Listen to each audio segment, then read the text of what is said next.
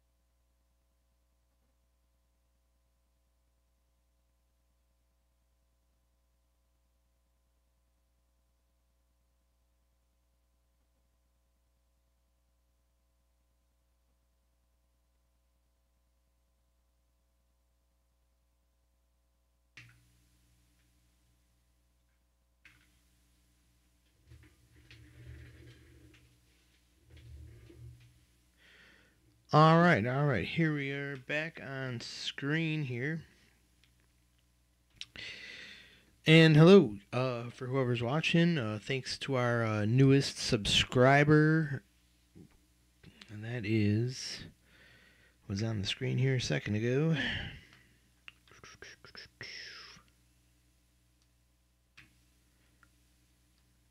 Yeah, it doesn't look like I'm going to. Is Cato something? All right. Cato Moses Jr. Cato Moses. And Kishtij Chiashi.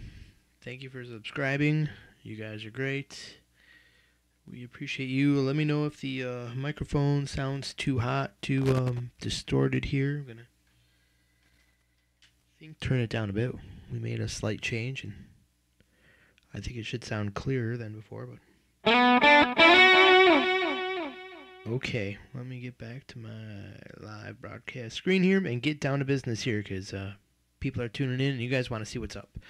So today, what we're gonna do is talk about how to use a graph paper method to analyze and find out things about solos, and choosing Steely Dan's Kid Charlemagne here very specifically. Well, it's popular, and it's quite challenging as a solo. I think I know other solos that are probably faster, have more changes, perhaps, like maybe a couple Yes songs, and I'm sure there's tons you could compare them to. But the thing with this solo is what I always found very interesting about it, especially the first time I learned it just a few years ago, is that it's very harmonically sophisticated.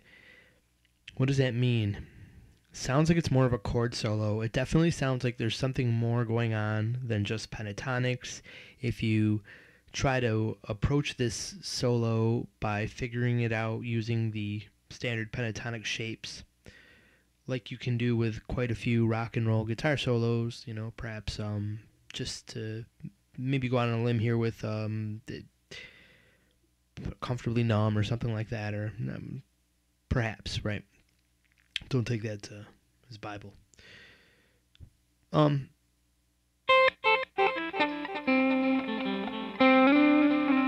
had a brain fart. So we're doing Kid Charlemagne here to, it's a harmonically sophisticated song, and I always thought it was, and it's like more of a chord solo thingy going on here.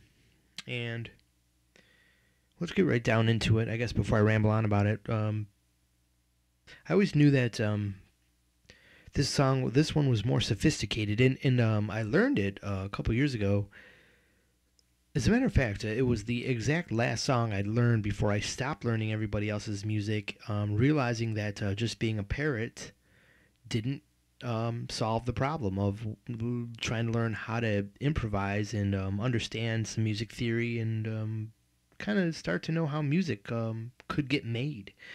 All I could ever do was copy people's solos. I showed I had taste in music and I could actually play the guitar, but I always yearned to create my own stuff, but I was at a wall. Like, nothing would come out of me that was, of course, that sophisticated, and I knew there had to be some things about it that I needed to know. And I learned the solo, and as a way to at that time I wanted to break into jazz, and I didn't realize how humbling or good that would be, because it would be so humbling to realize that how intense the study of jazz really is, the music of jazz really is, and how I needed to get into actually being able to improvise first. Then I may someday be able to approach jazz, and that is still a someday for me. I'm not a jazzer, and so, and this solo isn't anything. It's, well, let me be real careful here, but it's from a rock sense, from a rock and roll solo, caveman rock and roll solo sense, it's approaching jazz. It's in a way that it's got some cool jazziness in it, in the way that it seems to step outside of the pentatonic sense in a couple fleeting ways here on throughout the solo, and there's definitely in the way that there's some more harmonic sophistication to it, as I said before. So that's why I learned it, but it didn't, just learning the solo wouldn't let it jump out at me, and I guess so, at that time I was, see, you know what, there's a whole long story, and I don't want to get on with stories here. Let me get on to some. You guys want to see this graph paper get drawn out here. I mean, I can explain just a couple things about why I'd want to, this graphing it out makes sense for me now, and how powerful it is for me versus when I just tried to learn this, not knowing anything about music, trying to guess around or looking at the chords. And that's a real bummer today. I don't have my old magazine with the actual chords on each part of the solo, because quite a few chords go by and I could really analyze what was going on, why some notes were played as they were, based on seeing some of the underlying chords. And I don't have that today. Maybe I'll try to look it up online while I'm doing this, but we still have the music available, and but I probably won't play that because I don't want to get a copyright issue on the video. But we also have well, I'm just gonna, I can still say some show you some things about it that I've uncovered now that I graphed it out. So here's what I found out. What I wanted to know about this solo is, what did Larry Carlton do? How would he come up with this solo? And once I understand that, could that lead into me being able to create some things like this? And okay, so to answer the last one, I just said yes. Learning this has helped me see where I could add some different new devices to some of my solos and lines and work, and how, if I was invited into a studio as a session guitarist and presented with a solo way outside of my range, could I get through it and put something down on tape that made sense? And let's go over really quick. This is an interesting story, I think, about this song. Now, this is just something I read. I had heard, I listened to the story about how it was created, and my recollection of Larry Carlton's words were that some other people had been hired to come into the studio before Larry Carlton and try to get the solo done.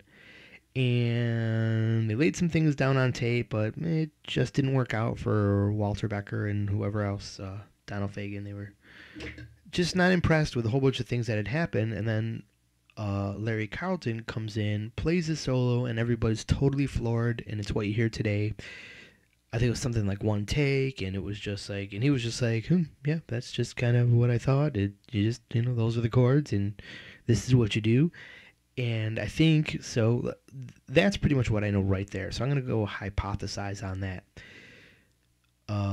Going with what I found out about this solo when I graphed it out already. I've already done this. I'm going to show you guys how I would approach it from a fresh start. And what I found was it starts in a pentatonic framework, and the coolest thing about the solo is it's not.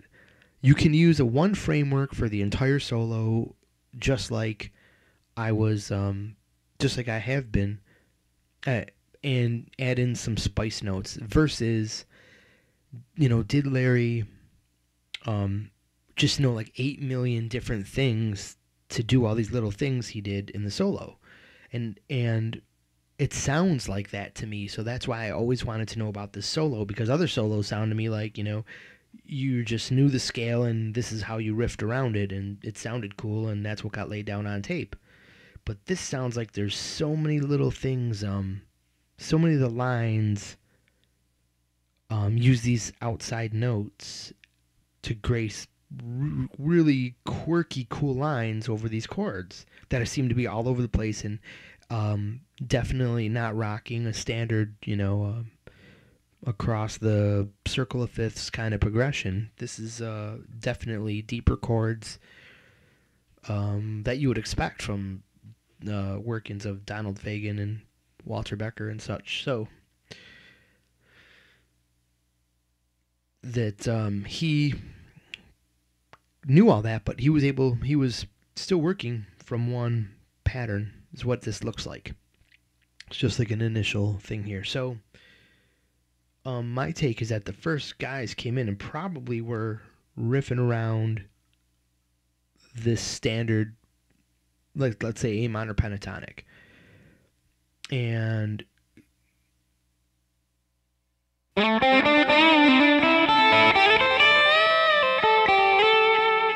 all the basic stuff, that you get kind of tired of playing, and why you want to learn this graph paper method, because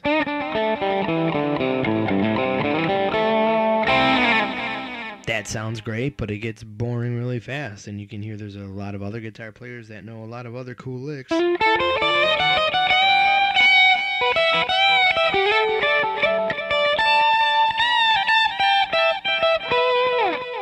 Couple of missteps in there, but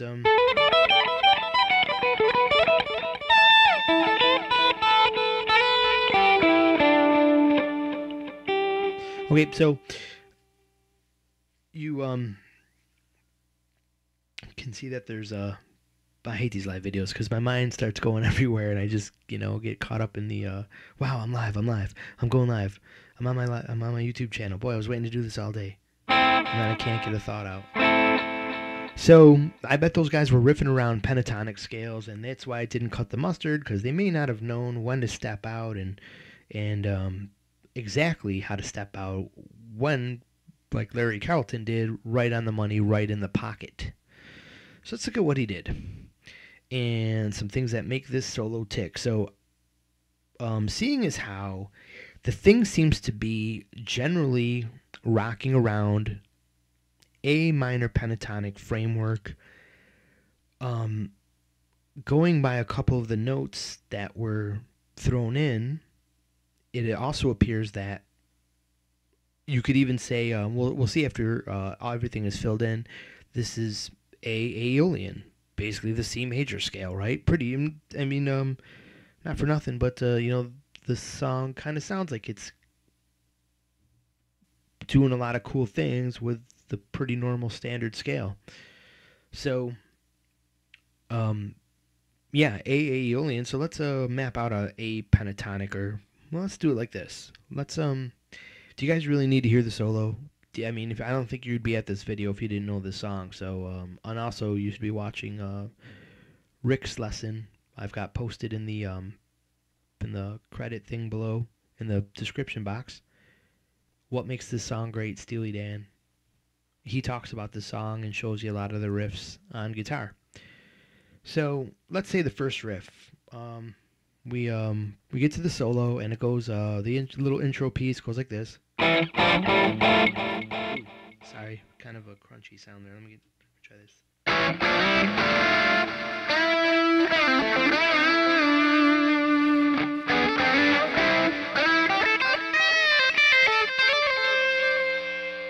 Let's take that part right there. So this whole thing I did. That's not it.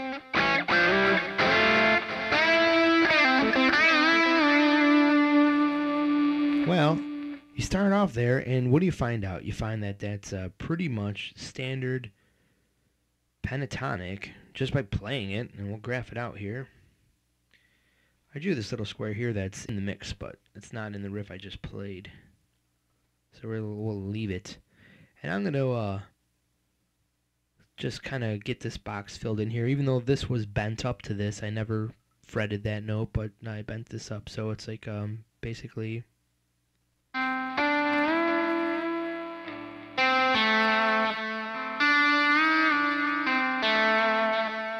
Okay, and pretty much the standard pentatonic riff there, and it's almost like I'm gonna just go on a wild guess here. You probably, the way your mind thinks, you won't think this really happened, but that's what I think happened out there in the studio. And maybe this is discrediting some of the initial guitar players. Maybe they were smarter than this, but it almost seems like they were like, well, all right, so. Here, if I was in the studio, I'd ask, okay, so hey, is there a general key that this is in? Can you guys just throw a key at me here that you created through all these, derived all these chords from? I think as a good session guitarist, I would probably not even be hired if I had to ask that question. I should be able to get to the studio, hear what they're doing, and just pick up the guitar and be like, okay, sounds here, and work out what it is by my ear and my ability to have perfect pitch and all that jazz. But let's say that they had asked, hey, what key is this in? So they threw out A minor. So we start playing A minor.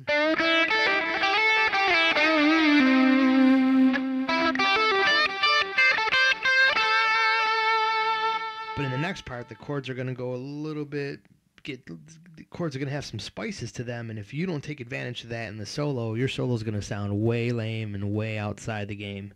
And that's probably what the first soloist did by staying in A minor pentatonic here. But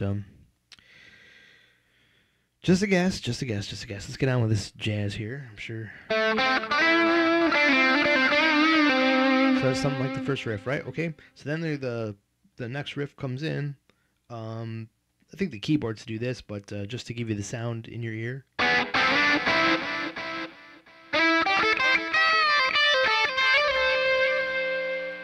That part, what's that? Well, you know what? You map all that out. This was...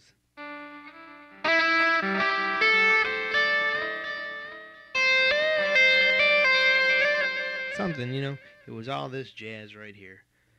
You play the solo, you graph it out, you'll do all this. You'll see, okay, it's this. We are definitely rocking out minor pentatonic shapes here. Let's get this a little faster here. That's what I'm going to do. I'm going to map this first. Let's get it graphed in and just get a visual on what exactly is going on here, and then I'll go over some of the devices and what I think may have caused some of these extra notes to be played. So here we go. The next riff after that starts to get kind of spicy and dicey here. There's an extra note outside the scale.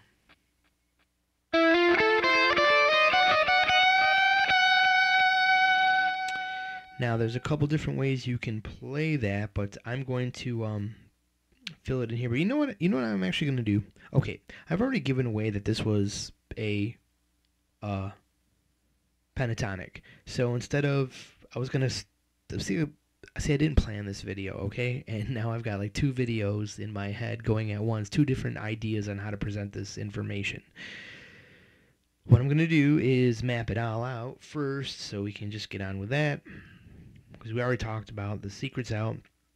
A minor pentatonic is the framework that you could use to have gotten through this whole solo.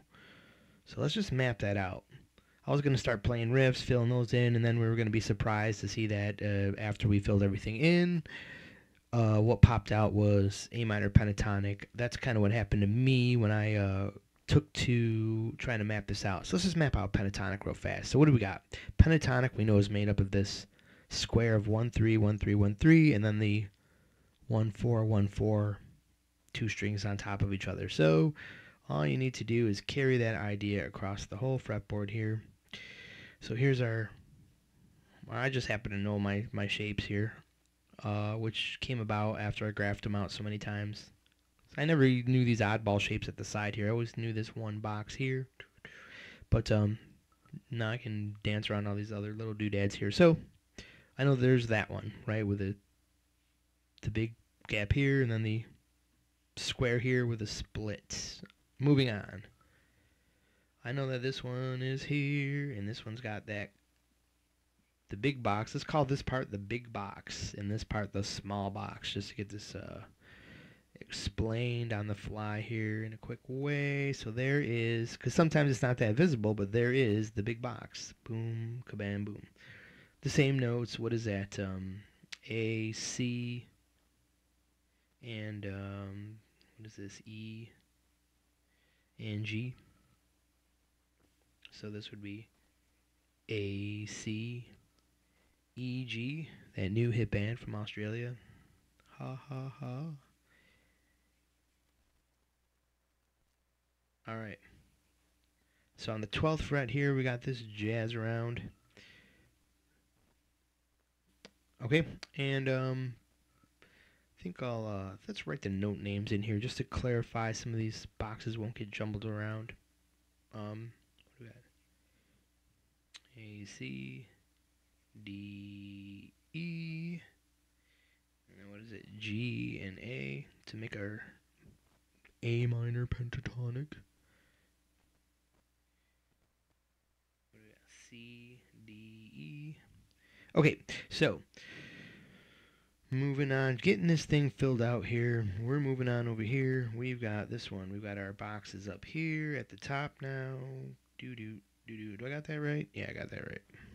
I got that right. Do. Let's get some Skinner there. Leonard Skinner. I want to hear me some Skinner. Fuck the Steely Dan shit.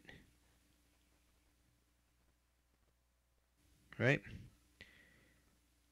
C, D, E. So that must be our next note there. We have a G after the E. It must be that note here. And we must be back. If that's the E and the G, we must be back above the A and the C, bringing us back around to the an octave higher, and our solo doesn't even go that high if I'm not mistaken here. I believe the highest note we play is this A right here, but that remains yet to be seen.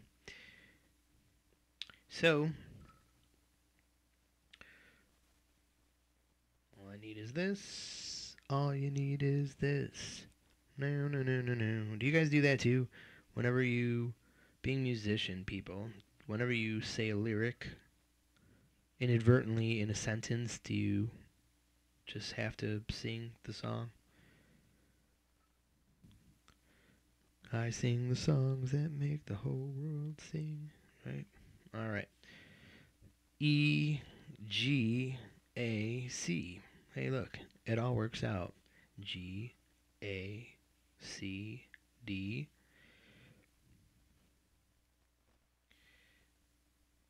Georgia, Atlanta,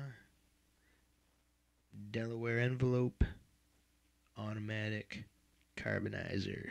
Right? The hell did I just say? I have absolutely no idea, but we're filling in some notes here, which is kind of boring. So we got D, E, F. No, we got D, E, G, A. And then there's always that C, D, E, basically, and then the G, A. C, D, E, G, A. So you got C, D, E, and a G, A. All right. Kaboom, kabam, kaboom is all the notes you need for the basis of this solo, but there's a whole bunch of there's a bucket of little notes. And here, you know what? Let's tell you some things here. What we're about to find out is how many other notes were used. Let's do some quick math here. We have 5 notes listed. So if we are originally dealing with the possibility of 12 tones, 12 minus 5 equals a whopping 7 tones. And if you look at another way, if we fill out this scale, to fill out the pentatonic, adding the 2 more notes to make these a 7-note scale, the C major scale or the A natural minor scale, same exact thing, you should know that. Watch other videos if you don't.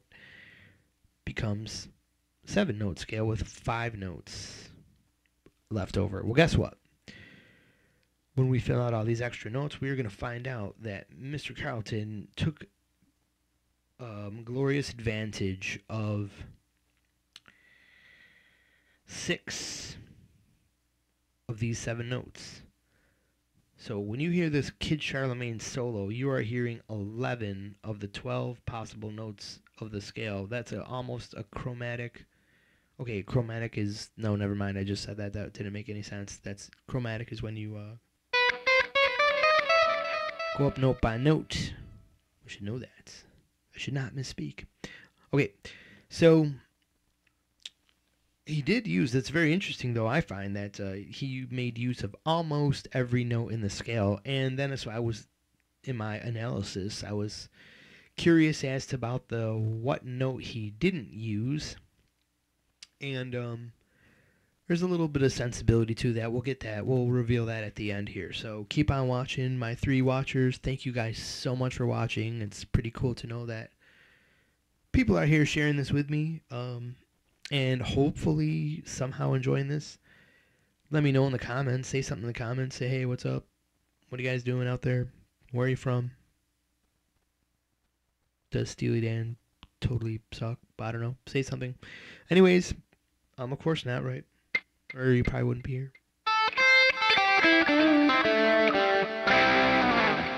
Boring pentatonic licks with Marco. Okay, so we've got this. Ooh,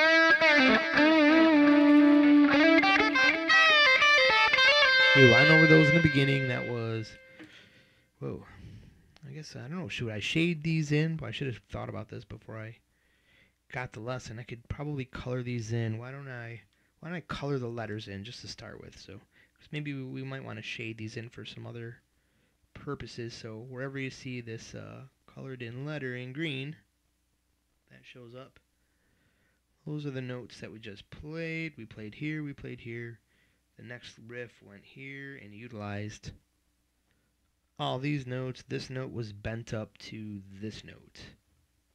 So pretty much those 2 riffs were just made of the A minor pentatonic. And so what I think of that, there's a device there. Let's talk about that before I map out anything else. I think that works very good in the beginning of the solo. Why don't you just, rip into all the juicy notes and show everybody what you got? Well, that doesn't work. You're trying to focus on yourself and you're not giving to the song, and that's not why Larry Carlton's solo was chosen. Larry's solo gave completely to the song, while well, just let's say, yeah, so his solo just really gave to that song. And so here in the beginning, he's not trying to be a hot rod or anything like that. He's just starting you out with an A minor pentatonic riff, and that's really great. He's made good use of a couple of bars with some correct notes that got you into the solo and got you in thinking. It kind of things like this. It's like a device, and it'll pique your interest. See, I think a lot of people have an interest, especially certain guitarists create this interest in their playing because they always sound like they're on the edge or that they could be making a terrible mistake at any second. So that kind of keeps you a listener listening because you think, oh, here it comes. Wow, well, they really know their stuff. Oh, here it comes. Oh, they're going to mess up here. Wow, they really know their stuff. And there's a constant reinforcement that this guitarist knows their stuff and is worth their weight in guitardom because, well, they're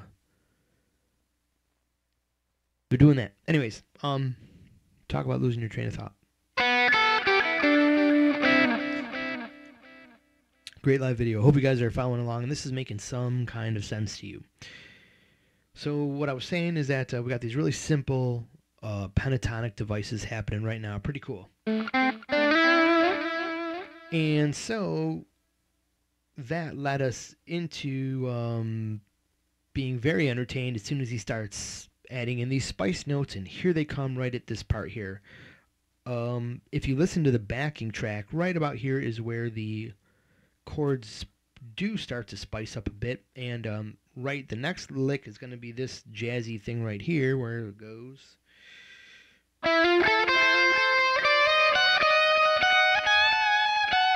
I was turning around to get you guys on camera here, and I messed up this. So here, let's bear with me, and here it goes again.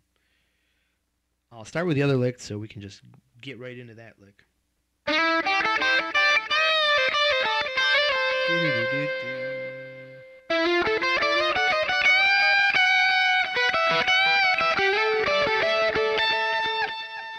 Okay, so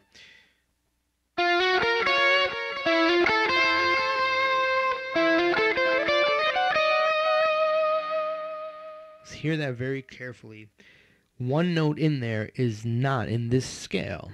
It's not in the minor pentatonic, but you'll find it in the A natural minor scale. So it's outside of minor pentatonic, but if he was just considering this A natural minor, perhaps it probably was, then this actual note was just riffing around the scale still.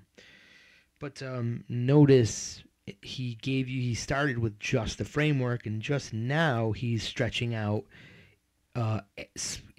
sprinkling in these little tones that perk your ear up, but sound really in the pocket because, well, they're still in a scale that he hasn't revealed, but are part of makes up the main framework of the song, the C major A natural minor scale, which I'm pretty sure is the basis for the majority of that song, as evidenced by the run through this solo. Okay, so that's starting on the 14th fret of the 4th string, the D string. So we go 14th fret. I'm going to show you my.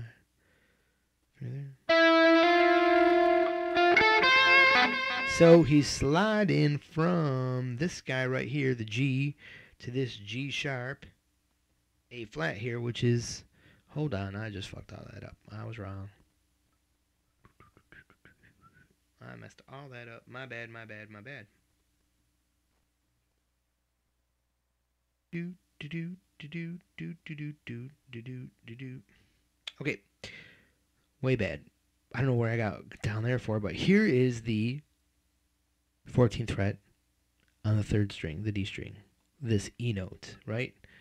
Because I'm looking for an F, and then all of a sudden I'm writing G sharp over A, and I'm like, yeah, something just went wrong there. Anyways, brain fart, so there's that F. Now,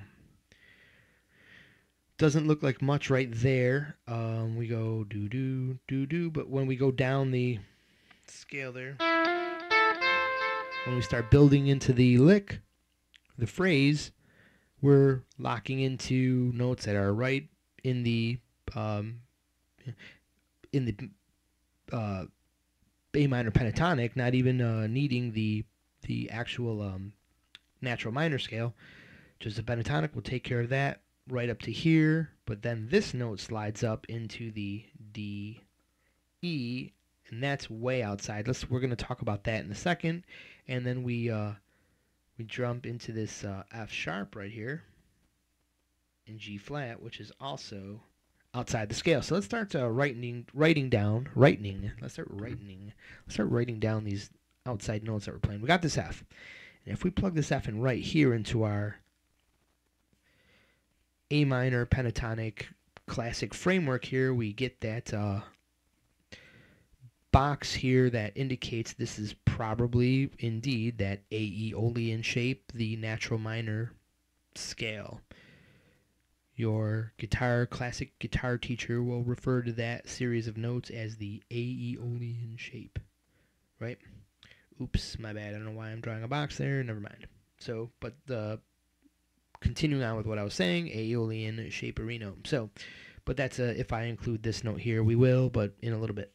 So, we stepped up to this F. So F is a note that we use that's not in the pentatonic. So we're gonna put that here.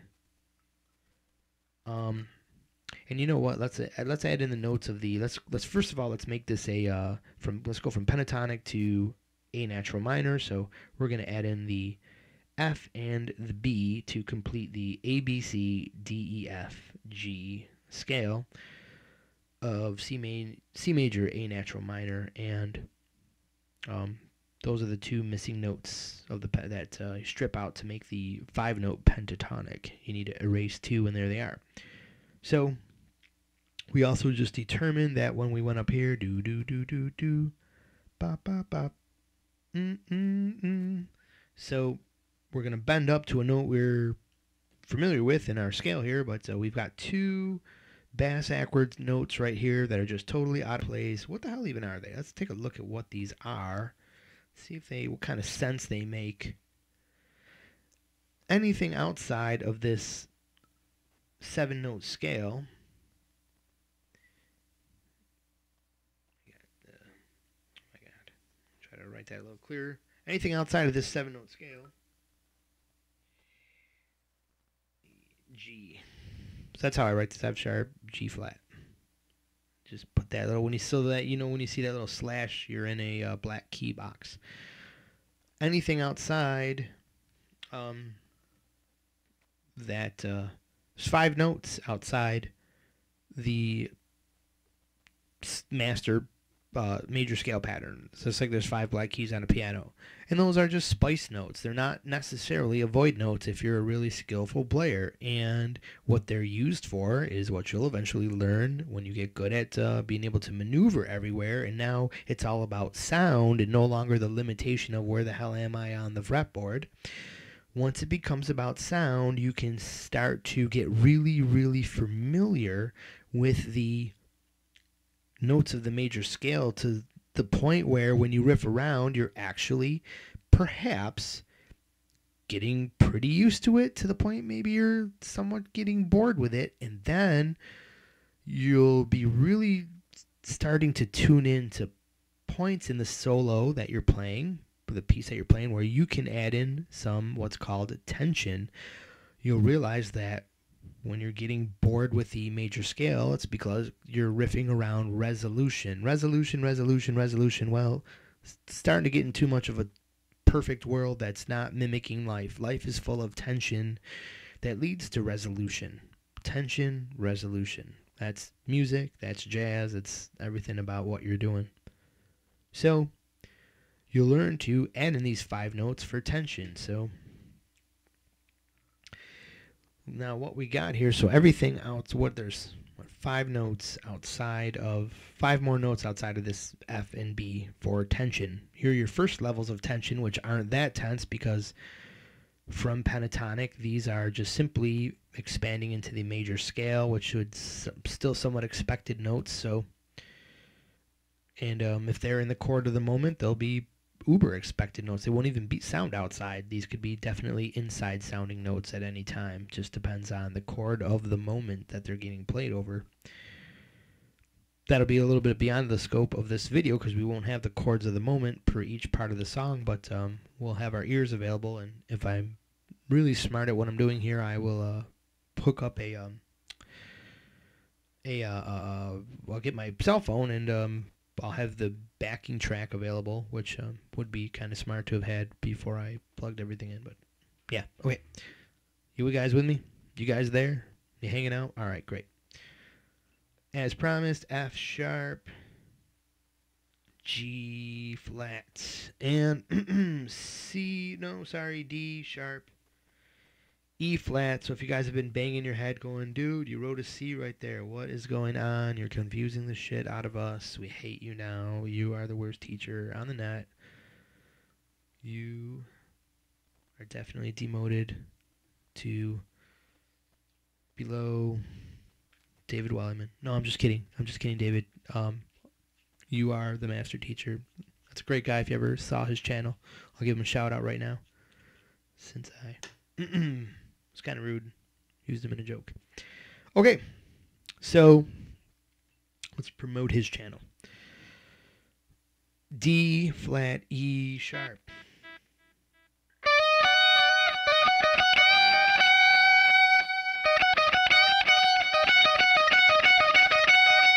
Those two notes are way outside the tonality, and so for that little instance, if they're not flowing with the chord of the moment, which they probably are, it just created a lot of tension to kind of, I think they were shifting the, based on a couple of their other notes used, they may have been shifting the tonality there, because perhaps there was a borrowed chord being used at that time, but we're going to have to limit what we say here about all that because I don't want to get too confusing and go into the territory we can't cover because we don't have those chords that, to look at and analyze right now.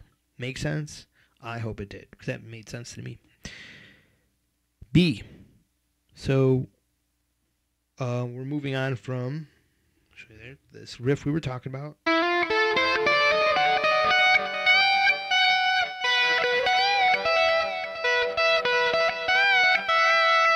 Pretty basic there. We're at the 12th fret.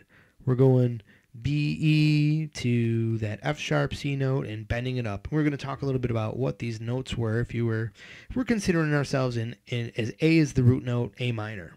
What's an F sharp G flat? F sharp G flat. Where do we even find that? F sharp G flat. That's way over here. That would be the to an A, if I'm not mistaken, node, that would be the 6th. Yeah, that's the that's a 6 as far as what is it as far as C? That's the flat 5th. Okay. Some interesting thoughts there as to the value of using those notes.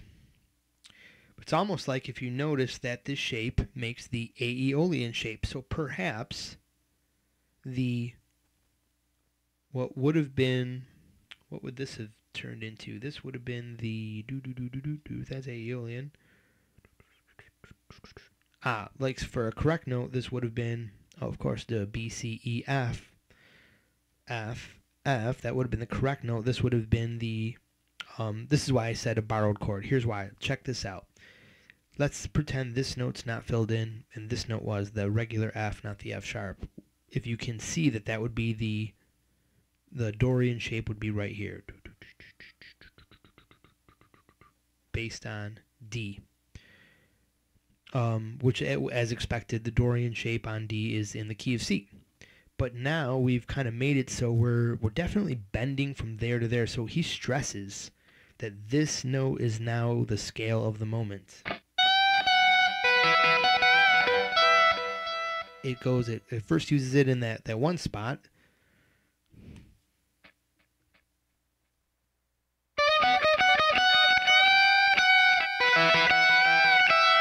It bends that like 3 times, just totally letting you know that he is in this scale and not in that scale. And look at this scale. If you take this note and switch it here, it becomes the Aeolian scale. So perhaps, now here's the deal. If you change just that one note to make perhaps the Phrygian become the Aeolian, you've just made a switch in keys, and it's a very, very doable switch in music that's doing what this is doing. There's a good chance that the chord was borrowed from that key because that's a very closely related key. When you just switch one note, that key is in essence sharing 6 notes with the key. Oops, I'm writing off the paper here. Sharing 6 notes with the key, with the 7 notes of the key you're in. So, and what would that be? Let's see, Aeolian here. That means that our root note is here. That is the G major scale. So perhaps they borrowed a chord from G major at that moment. And you know, what note would? Funny thing is, what note would definitely differentiate G major from C major? That F sharp. That's the one different note of those two scales. So, stands to reason that and that's very common for, you've heard about songs borrowing chords. If you want to compose music, any secret of a good composer is that, well, I don't know if this is a secret or not, but it seems like a secret to me because I don't hear it a lot, but it's definitely right in front of my face once I started learning about music, that if you're going to borrow a chord, borrow it from a closely related key. It will usually fit right into your song, give it that little difference it needs. People will wonder, why did you use the A minor instead of the A major? It was supposed to be E major. We're pissed off because we can't figure out how you made this song. I think the Eagles Hotel California does that.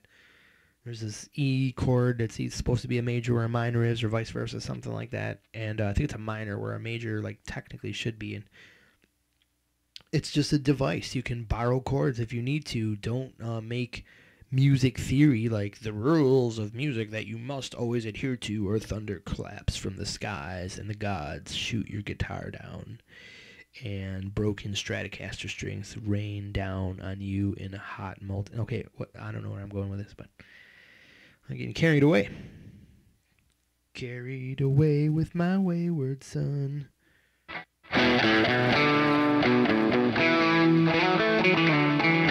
Okay, sorry, we are not doing Carry On My Wayward Son in the middle of fucking Good Charlemagne, sorry. I'm sorry. That's like oh gosh, okay. You guys need to look on my face so you know, like, I'm just, you know, in sarcasm and joking here, and if you think I'm serious, you guys thinking that I'm just pretty whacked out, I guess, but who knows, because, you know, you're from way over there, you don't know me, and you don't know how crazy I really am. So, okay, back to business here. D over E, what's that? What's D over E? What is D over E? What the hell is D over E? D sharp over E flat. Kind of useless there. It's too small to see anything, but you get the idea what that note might be.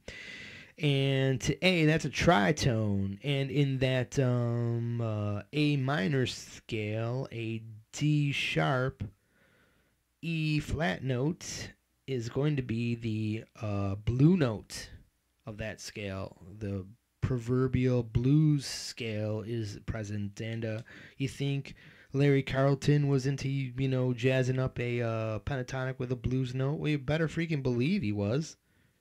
I mean, who the hell doesn't use the blue note if you're going to play something meaningful with a pentatonic scale? What the hell, right? It's blue note it is. So not really a big deal there that the blue note's there. This mysterious flat fifth is a very tense note, but like I said, that might have been where there was a borrowed chord, and well, that was the perfect way to run the line over that, showing that you're not playing that fifth because you happen to know. And that's the subtle little things that happen that perk people's ears up and go, holy shit, who's this guitarist? How does he really know what's going on? Why does that note sound so sweet right there? Boom, chickarillo, now you got it. Okay, so hats off to Larry Carlton, right? The master of the chordal attack here. So, you know, what remains to be, what I'd like to know, you would have to see in that studio is when he was presented with this music, if he was able to like listen to it once and just pretty much go, he was probably so well versed in what he did to be able to lay down what he did here. I bet it was just like, okay, here you go. But there's a chance maybe he was given 5 minutes, 10 minutes off to the side where he listened to the thing, said, this chord's not in the key. Well, what's this? What am I going to do here? Well, I can probably riff there. I'll just throw that in there. Let's make this tone that tone for this part, and this will probably be pretty cool if I do this. And next thing you know, with a couple of notes scribbled, he probably sat there and after a couple takes concocted something pretty cool. That's my guess as to what happened, but just a guess. And you know what guesses are. They're just probably guesses. So it's kind of interesting. I would really like to know, hey, Larry, are you watching? Probably not. What went down there? If he needed to just kind of go over a couple mental notes, if he took some paper notes, or if he just knew right to do right off the fly. Your guess is as good as mine. Think what you want. What's the rest of this damn solo that I'm stalling over here? So where did we get to here? We got some riffs going here. Do you need me to tab it all out? You guys are probably doing that. Or if, I'm sure you guys can play all that. So that's pretty much what it is. Okay. So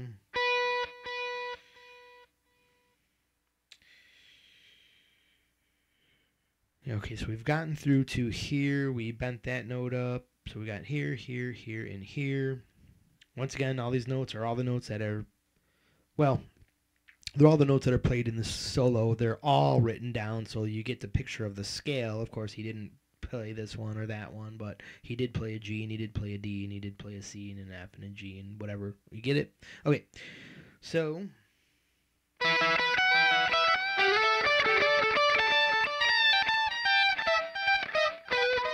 my God. So there's a D minor shape in there after he bends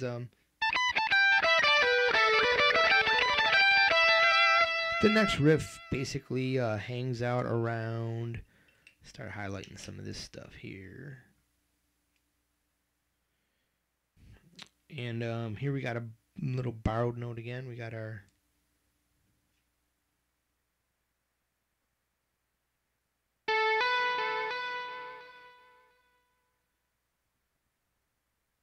see, now we're back to using this F again, so we've returned to our home key. Or I'm sorry, we're on to using this B. So we're back into that Aeolian vibe again because we're hammering out the note that basically identifies this as none other than the A minor Aeolian shape versus the, if it was using this note, A minor Phrygian, and if it was using this note and this note, it would be the A minor Dorian, which you should know from watching another video. So let's put the B here because we're gonna rock that little note there. We got this here, do do do do do do do do do do do do do do do do do do do. Okay.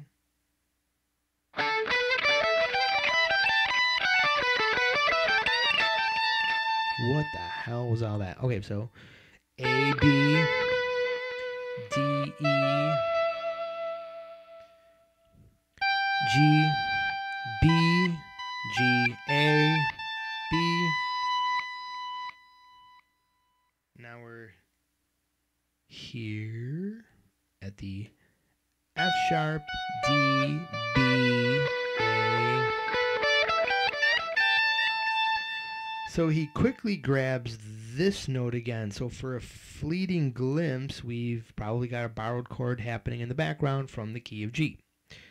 So we flirted with that note, but then we rock right back into the boom, boom, boom, boom, boom, hitting that B tone again. Once again, putting our Aeolian scale back here at this point. Now, is that what he was thinking to do this? I would say no. Definitely you don't need to think about all that to do all this.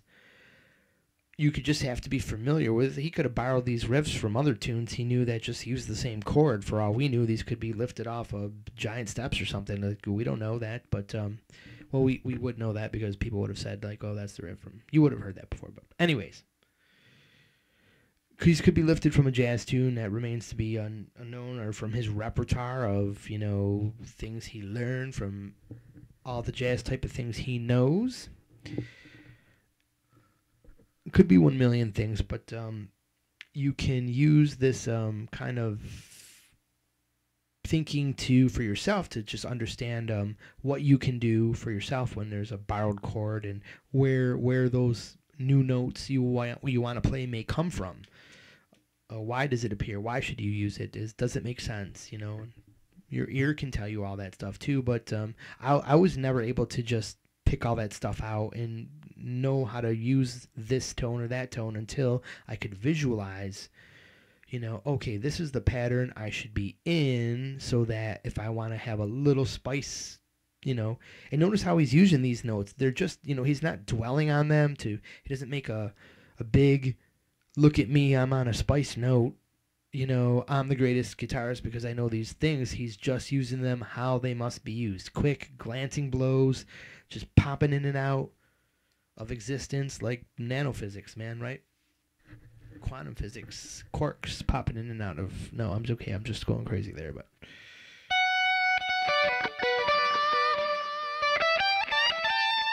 So he just stepped out on that one note and ran back inside where he needed to be for this. Because chances are most of these... Well, actually they do. These notes will work over both scales. But it's when G minor... when G major is in the picture, it's there. Okay, moving down the road here. Where are we? Oh yeah. So then right there is where he shifts. He's been playing up here. So we just finished off that riff.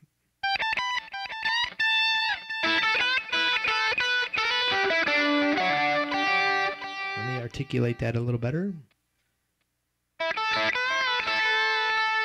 I gotta play the start.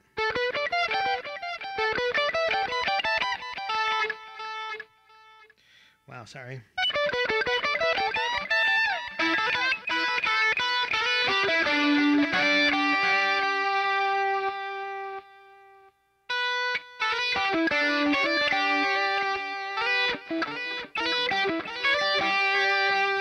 I gotta get that riff down in my hands a little better. I can never hit this this note up here. I might find a new way to finger that.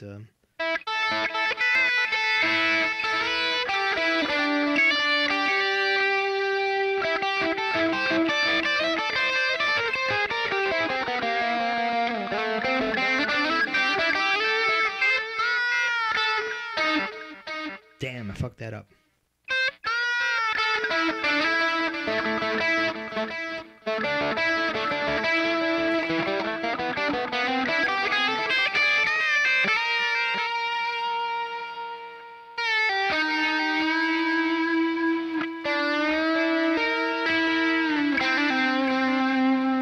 Clean this mess up, Russ will all end up in jail. With those test tubes and the scales, get them all the hell out of here. Okay, so right, you know that song? That's what we're doing. Kid Charlemage. Welcome to my channel. Hello. Okay, so we are an hour into this, and I've done a lot of rambling here, so let me once again congratulate my 3 viewers here. I am amazed that you guys are still here. I am totally impressed. I'd give you guys a prize if I had one, but I don't got any prizes, so... Oh, here's your prize right here. Learning about Kid Charlemage.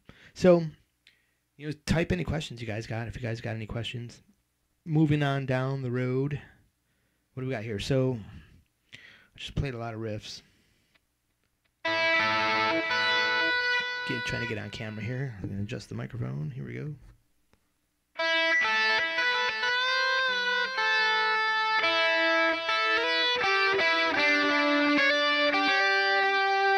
Here's where we just were. We went, we were just back down in the A minor pentatonic. We went.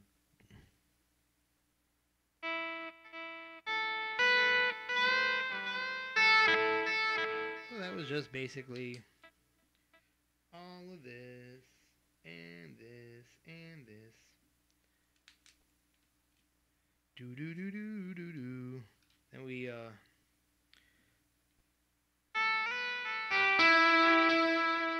slid up to the B, the G, the E, the D, And then we slid up to D, G, D.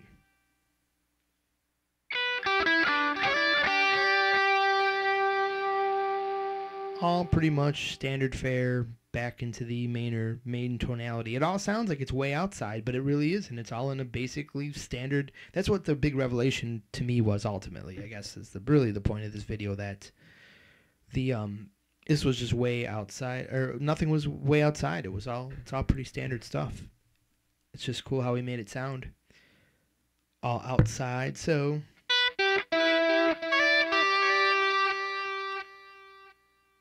and now we're playing. That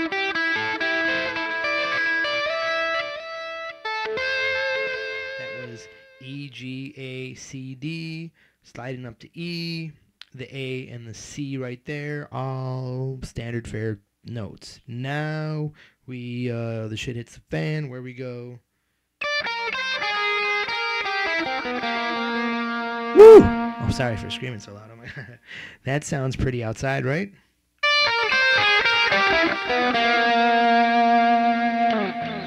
I don't know why, but the volume just shot up on everything here, so sorry for this sudden increase in volume.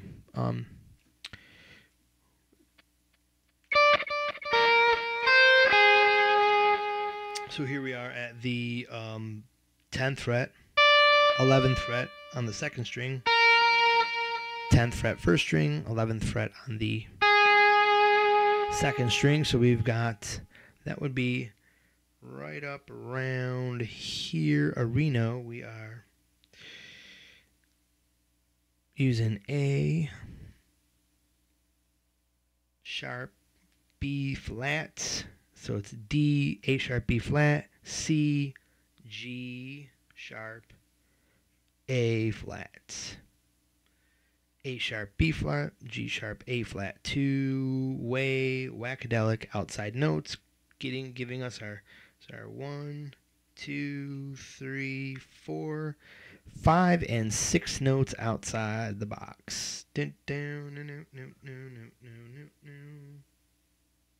We are totally outside of the box. We think trouble's on the way. G and A. What are these notes as far as A is concerned? The G and the A. Well, that's the G and the A. G and the A. Well, it's a flat fifth to the C.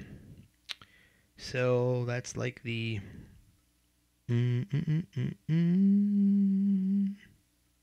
sharp fifth. Thinking from the point of view of a minor, a G to A is a major seventh, and is that in the, and that's not in the G major scale or the C major scale. So what I think is the device there, I think it's just being used as a device of tension. And it's one of the only times I believe either of those tones appear in the solo. So they were just a quick grab. They worked in the moment to create tension because they were both, those notes were bounced off rhythmically from two harmonious notes. So it went good tension, then once again, tension again here, back to resolution of G, E, C. But then we walked down the scale here. We have the, what did we do? We did the B. That's harmonious. But then we went down chromatically, and we ended up at the A, B. So actually here, there's kind of something going on there. We've actually stressed this note twice and ended on that note. So at this moment, there's something going on chordally in the background that involves this A sharp, B flat. Did it change keys? Did it? There's a million ways you can say what was going on at that moment. It's, if that was a borrowed chord, it was out of the key. So the technical, there was a jump in keys, but your ear probably didn't hear a key change, but your ear heard a definite chord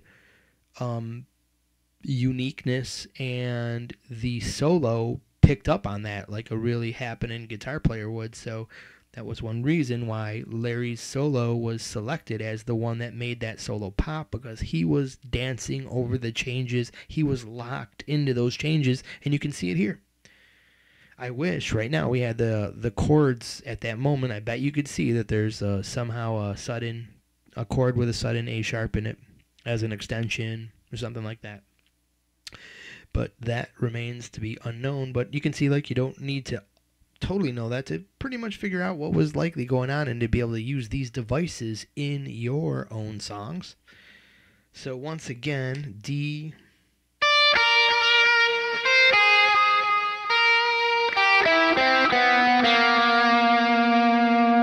C, B, A sharp, B flat.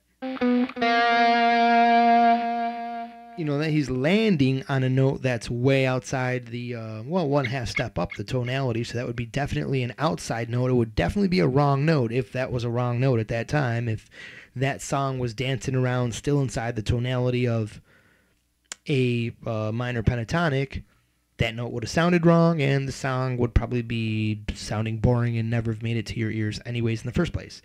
So that song is jazzed up because there's borrowed chords, and that piece of the solo, you can see, sounded as unique as it did because he was highlighting that instance of borrowed chord. Rocking on, moving out here. So where were we? We were,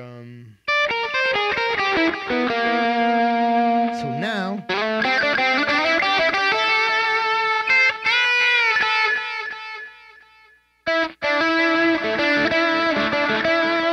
let's stop it right there.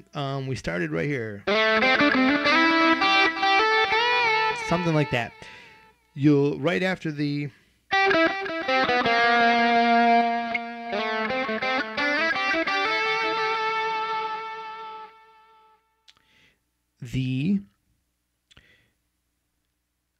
what he did was go right back, kind of like in the very beginning of the solo, he reverted right back to the A minor pentatonic framework, probably should go right back into the pocket or sound right back in the pocket once the music stepped away from its altered chord or the chord that was outside of the general tonality, and the music went back in, and so did he, and used a little simplicity and a couple interval steps that sounded good with the tune. And it's actually, he never uses this note right there. I just kind of use it because I learned it so quick. I just fudged that part because you can get through it without it. Doesn't seem like an integral part of this solo right there to me, but I'm a note for note guy, so I'll get that someday. But it was something more like something like that. It just maintains these two notes. Okay, so that's standard notes. C, A, bent to B.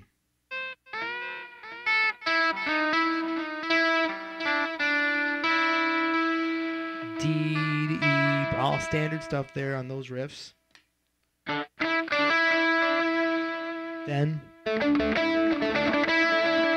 he's just riffing A, D, E, A, D, E, or D, A, D, E, D, A, D, E for a D, A, D, E. So it's not like D, F, A. So there's a D and an A, but there's an E in there. And it's just spells out a chord that's not so common. You can think about this all kinds of ways, and I don't want to go out on a limb to get everyone to go, like, oh, that's not what he was thinking about. You would never... What we need to know is that was just pretty much was rocking on the money. Do-do-do-do, do-do-do-do. But now, right here, we're going to step a little outside the box. We're going to repeat some of those steps that we did, and we're going to go... It's a pretty fast lick here.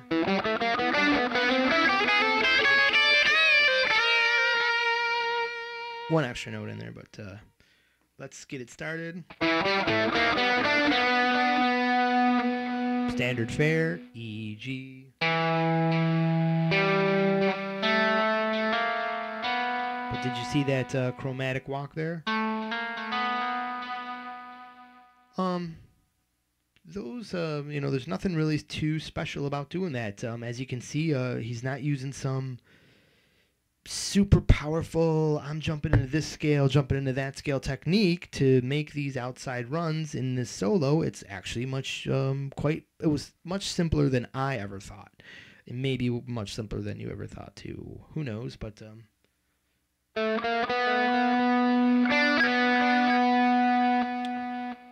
he hits the D and goes back to the B really fast. So it's da do da do da da da. But instantly, the riff doesn't stop there. It just continues right on. But it just takes this just jagged direction change here. So it's da do da do da da da do do do da da da da da da da da. I can't sing very well, as you can tell, but we got. I'm gonna try to hammer this on while I point to you here. D B. Then we step up to the C. And while we're on this little angular run of 3 notes here? Larry definitely likes this device, and I'm adopting that into a lot of my solos now because it's not something it's a new spice for me. I've never really run, and he's showing you here. That's a quick little way to just get around different lines here. It does do do do do do do, going down, up and down in that angle. That little thing is all over this solo in about 3-4 different spots. So we're at C E G, Chuck E. Cheese. Then let's chromatically walk up from there to the G sharp and the A. So we're going to go up again. C, E, G, walking up chromatically. Then we just got the C and the D at the top.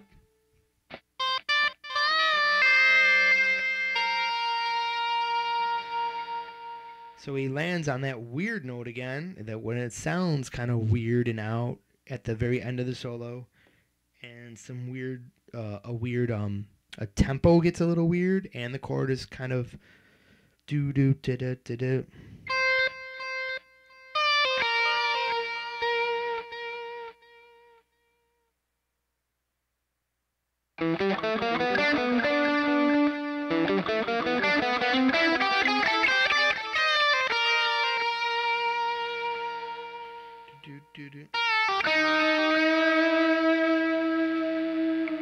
So he shifts out. So once again, we landed on the A sharp G flat note. That seems to be a pretty.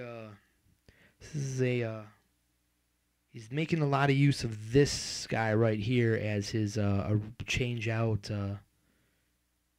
Very obvious change in the music, and he's highlighting it with this note a lot, as we can see.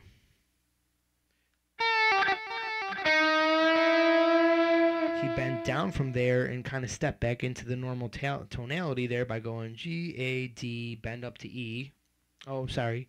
G, A, and then the blue notes bent up to the E. So he's on that cool, goes with it's outside but inside note, the blue note of the A minor pentatonic, bending up to an inside note. Then he brings it down a half step and bends the D up to the E.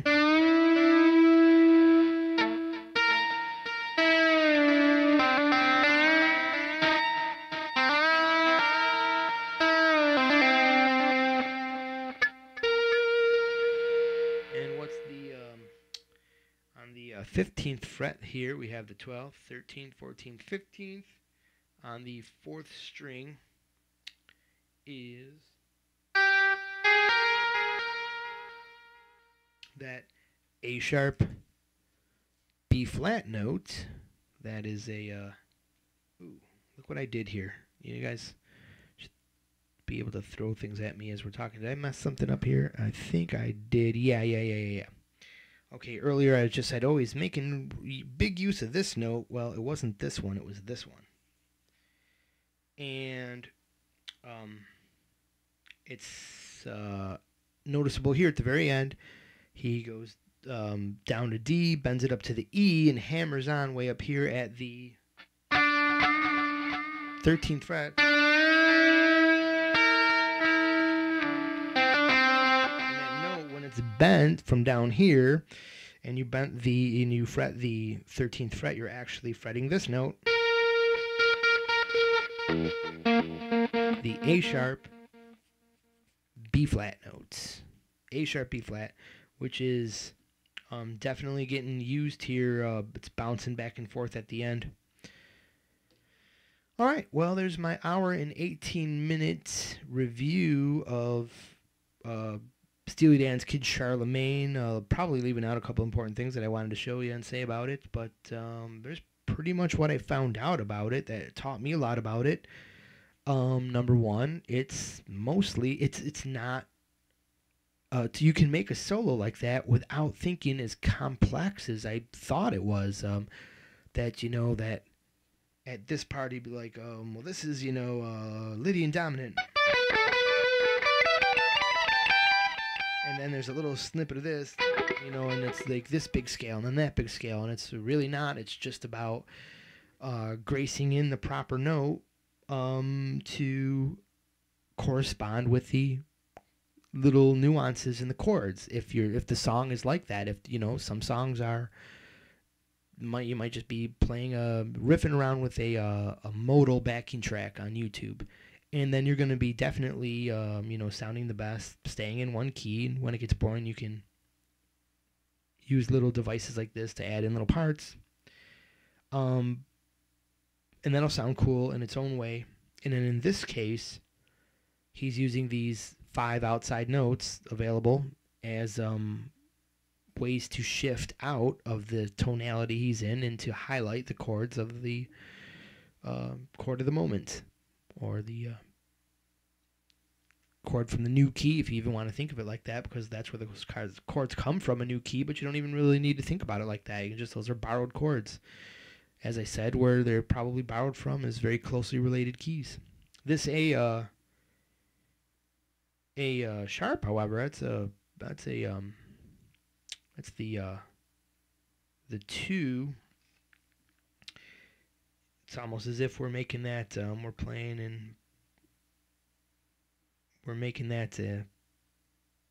once again, I don't know. It's a couple different ways you can look at that to, extrapolate some ideas like, oh, it looks like, this, completes a different shape. It may have been borrowed from such and such key related to this, but it didn't last long enough and exist with all these other notes to suggest that. It's not a long modal piece. It was just he's just popping these notes in as needed to properly flavor the chord of the moment, to really give his solo that in the pocket, I know what I'm doing feel, and to make it just exciting and awesome for the listener, more so than your typical one-dimensional I'm in a key sounding cool solo from a lot of other rock songs that still ended up sounding really cool and interesting. So that was a pretty long sentence there about hopefully something you were interested in hearing tonight. Guys, hi.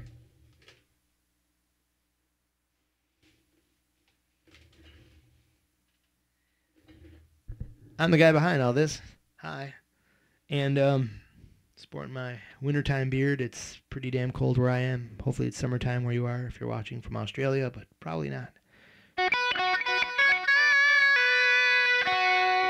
guitar I'm playing on, my home-built Partscaster, wannabe Eric Johnson copy guitar, Stu Mac neck, Guitar Fetish body, Wilkinson trem.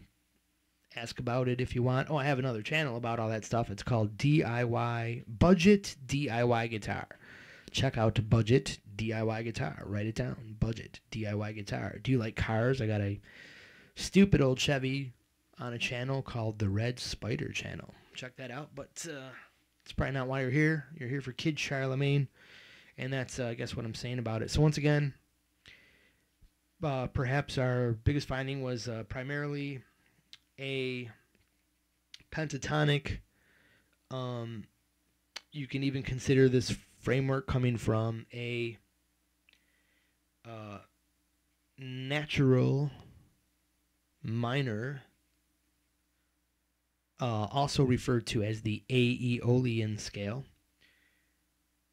because the natural minor of any key is based off the sixth. The sixth is Aeolian. Here's your modal order: Ionian 1, Dorian 2, Phrygian 3, Lydian 4, Mixolydian 5, Aeolian based off the sixth, and of course Locrian on the seventh, right? So that's why it's A natural minor, but not, it's A Aeolian. Don't get the A and Aeolian confused to think that it always has to be on the key of A. I remember being stuck on that when I was new to all this, and I don't want to have a new listener get lost and all that jazz, so I brought that up. But so it's in A pentatonic mostly, A natural minor for sure, and then there's these, and this is the A natural minor jazz right here. And then you, of the 5 notes left over, once you've included the F and the B, he played 4 of them. Can you believe that? He played the blue note. That's a pretty easy one to include. And some of these ones were pretty outlandish notes and definitely used quite a few times. One of them was just graced on once for tension. So, I guess that's all I found out about it. And but I found that very useful. The way that it maintains a framework was an eye-opener for me. You can create a cool solo by understanding the underlying key of the song and working in some really cool lines once those new notes show up.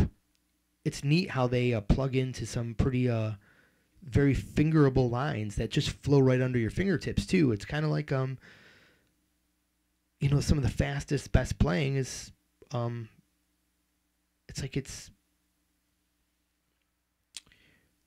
I don't know. It's like it's geometrically like meant to happen or something. But okay, I think I'm rambled on. Losing interest in people are backing out of the channel. So my friends, I'll see you soon. Thanks for watching this far. I really appreciate everybody's support. If you catch this video at a later date, well, here you go. A follow up to Rick Beato's lesson. Thanks, Rick. Great teacher. Always enjoying your lessons. If you guys haven't checked out Rick, get ready for some. You're here at my channel because you're probably pretty new to music theory, just coming from a caveman to music theory, and that's where my channel exists. And Rick's stuff is going to challenge you. He flies at the edge of my ability to learn, but I love that because I'm always trying to push myself in that direction of understanding. But the cool thing is that once I got this stuff understood, I can now understand what people like Rick are talking about when they say Lydian dominant, and it starts getting confusing. I still got an idea about what they're talking about, and if I don't, I know how to get it pictured in my mind really quick. So, yeah, Rick Beato, check him out. It's in my description there. You know what? Did I put the link down? Hold on, let me cut and paste the link. I think I got it available to cut and paste. It should arrive in the description box shortly as this thing updates. Let me see. Paste. Boom. There it is.